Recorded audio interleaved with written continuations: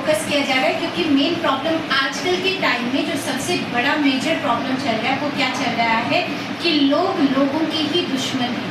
हम बात कर रहे हैं कि यूनाइटेड नेशन होना चाहिए प्रॉपर, जो है हमारा एक कंट्री एक देश की बात कर रहे हैं, बट हम घर में ही जब एक दूसरे के साथ प्यार से नहीं रह पा रहे हैं तो हम बाहर क्या रहेंगे। घर में छोड़ो, बट तुम आप एक मिनट के लिए शांति से अपने आप को ही देखो, तो क्या तुम्हारे अंदर कोई जंग नहीं चल रही होती है? Always we are at conflict, ठीक है। खुद के अंदर ही हमारे दिल में और दिमाग में अच्छी खासी सब चल रही है। तो जो पोइट है वो कौन है? हमारा रॉबर्ट फ्रॉस्ट। कौन है पोएम? Robert Frost.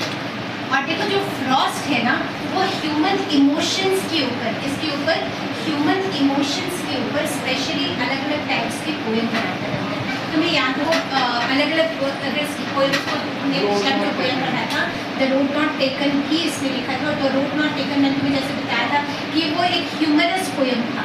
उसने अपने दोस्त के ऊपर जो है उसके इमोशंस को लेकर कि कैसे कंफ्यूज रहता है मेरा दोस्त, कि हर जगह उसको क्या है दो रास्ते दिखते रहते हैं, है ना, और वो कंफ्यूज रहता है उसी में कि दिस वे टू सिलेक्ट और दैट वे, और एक बार वो सिलेक्ट कर लेता है तो फिर सोचता है यार दैट वाज बेटर ऑप्शन, है ना। तो सेम यहाँ पर भी उसने क्या लिया है, फायर एंड आइस। अगर इसको ध्यान से देखो तो फायर और आइस दोनों के एंटी हैं। क्या है? दोनों एक दूसरे के अपोजिट हैं। तो यहाँ पे क्या है, उसने ना एंटीथेसिस यूज किया है। क्या यूज किया है? एंटीथेसिस। इस चीज को समझना, एंटी का मतलब अपोजिट, दुश्मन है एक दूसरे का।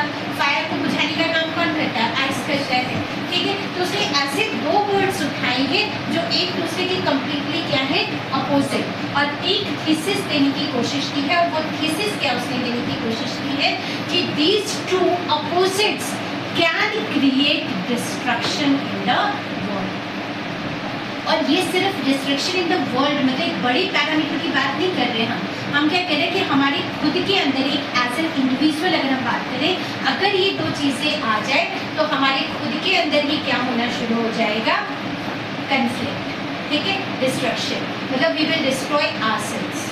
अगर हम अपने आप को डिस्ट्रॉय कर रहे हैं, धीरे धीरे वो बढ़ता चला जाएगा, एक फैमिली को डिस्ट्रॉय करेगा, फैमिली से पड़ोसियों तक आएगा, एक सोसाइटी डिस्टर्ब होगी, सोसाइटी से सिटी, सिटी से स्टेट, एंड स्टेट से नेशन, और नेशंस कंबाइन होकर वर्ल्ड, ठीक है।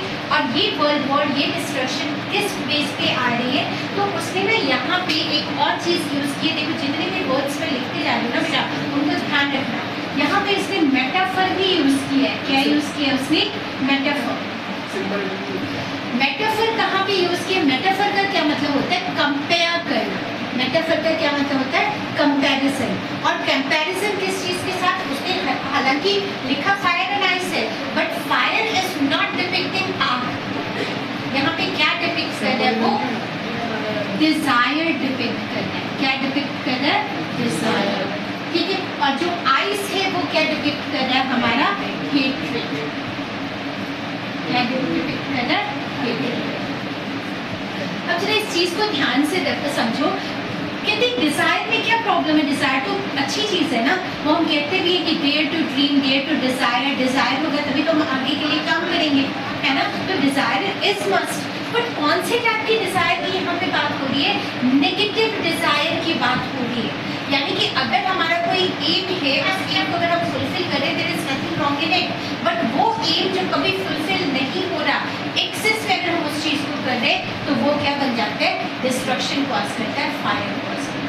And same is for ice. Ice क्या करता है? आइस का मतलब देखो, आइस की मीनिंग को समझो। आइस का काम क्या है? फ्रीज कर देना। आइस का काम क्या है? फ्रीज कर देना, तुम्हें एक जगह पे फिक्स कर देना। एक जगह पे फिक्स का मतलब ना तो तुम वहाँ से हिल सकते हो, ना ही तुम वहाँ से डुल सकते हो। तो ना हिलने डुलने के लिए क्या करते हैं? It use to isolate you. क्या कर देता है वो तुम्हें? आइसोलेट। आइसोलेट वर्ड का मीनिंग क्या हो गया? What is the meaning of the word isolate? Quickly.